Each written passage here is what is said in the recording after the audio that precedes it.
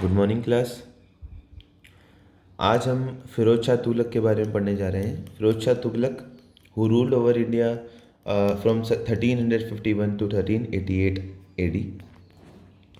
Mohammad bin Tughlaq was succeeded by his cousin Firoz Shah.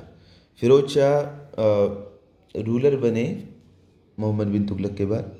The empire was shrinking. अब जब फिरोज शाह तुगलक जिस टाइम रूलर बने उस टाइम जो एम्पायर था it was shrinking and nobles and ulemas they wished कि उनके पास ज़्यादा पावर हो एडमिनिस्ट्रेशन में।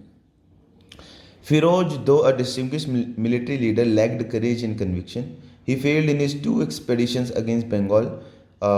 इन ये 2 एक्सपेडिशंस में हार गए बंगाल, और बंगाल ये फिर कभी जीत भी नहीं पाए।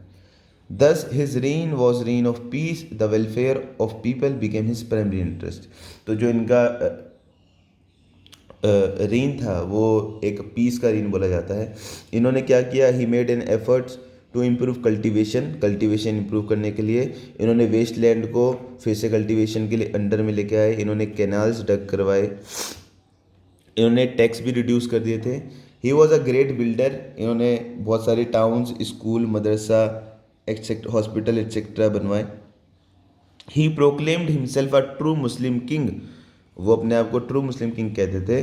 बट जो अदर रिलीजन थे उनके लिए वो इंटॉलरेंट नहीं थे, मतलब वो दूसरे जो रिलीजन्स हैं उनको मानते नहीं थे, और जो दूसरे रिलीजन होते थे उनके ऊपर उन्होंने जजिया टैक्स लगा रखा था। जजिया टैक्स एक टैक्स होता था जो नॉन मुस्लिम लोग रहते थे, कि अगर आप मुस्लिम नहीं हैं और आप रह रहे हैं फिरोज शाह तुगलक के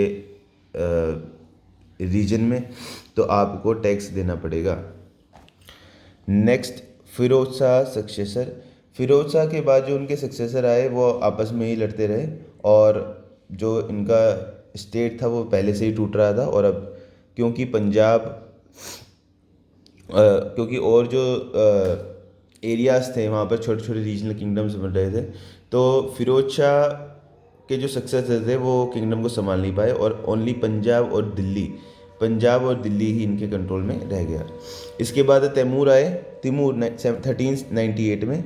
the Mongol ruler Timur was the ruler of the large empire in Central Asia. वो आए इंडिया, दिल्ली को लूटा। His army massacred 1000 of people. और जो वो लूट लेके गए यहाँ से उन्होंने अपनी कैपिटल समरकंद, जो इनकी कैपिटल थी समरकंद, इसको ब्यूटीफाई करा, वहाँ पर बिल्डिंग्स बनाए, मॉस्क बनाए। जब ये दिल्ली आए तो इन्होंने खिज़र खां को यहाँ का इंडिया का डिप्यूटी बना दिया।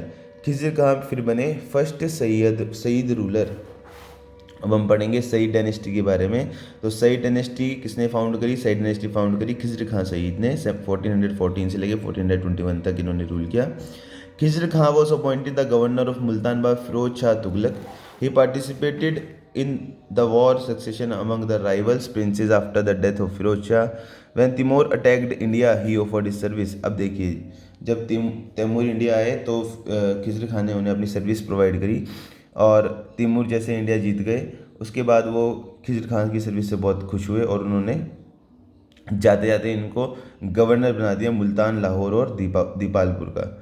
During his reign the subedars of Punjab and Bhatinda and Doab broke out in the revolt, and the whole period of his rule was spent trying in this to suppress them. और खिज़र खां के time पर पंजाब और भटिंडा दोआब में जो सूबेदार थे उन्होंने रिवोल्ट कर दिया, और खिज़र खां उनको ही सप्रेस करने में उनका पूरा टाइम निकल गया। उसके बाद मुबारक शाह खिज़र खां के बाद रूलर बने सईद डायनेस्टी के। He undertook disciplinary action against jagirdar and nobles to collect revenue from them. तो इन्होंने कुछ एक्शंस लिए जिससे वो टैक्स कलेक्ट करते थे नोबल्स और जगीदार से। अब क्योंकि नोबल्स और जगीदार रिचर सेक्शन ऑफ सोसाइटी में आते थे तो वो उनसे नाराज़ हो गए, और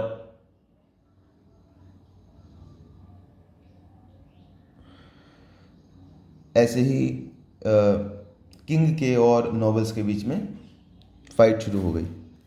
नेक्स्ट, मोहम्मद शाह है। अब नोबल्स ने क्या करा? नोबल्स ने मुबारक शाह को हटाकर मोहम्मद शाह को क्या कर दिया, थ्रोन पर बिठा दिया। मोहम्मद शाह वॉज मुबारक शाह नेफ्यू, मोहम्मद शाह मुबारक शाह के नेफ्यू थे। He was authorise to rule a mere area of 30 miles. तो मोहम्मद शाह को सिर्फ 30 माइल्स का एक रीजन दिया गया जहाँ पर वो रूल करते थे, और बाकी का जितना भी एम्पायर था वो कौन चलाता था, वो सुल्तान, वो नोबल चलाते थे। Next, Alauddin Alam Shah. After the death of Mohammad Shah his son took over the throne under the title of Alam Shah. The last Sayyid king lost Delhi to Bahlol Lodi in 1441। और देखिए 1441 में बहलोल लोदी आए और इसके बाद से लोदी डायनेस्टी की स्टार्टिंग शुरू हो गई। लोदी डायनेस्टी को हम कल की क्लास में पढ़ेंगे। यहाँ तक आप रीड कर लीजिएगा। Okay class, thank you.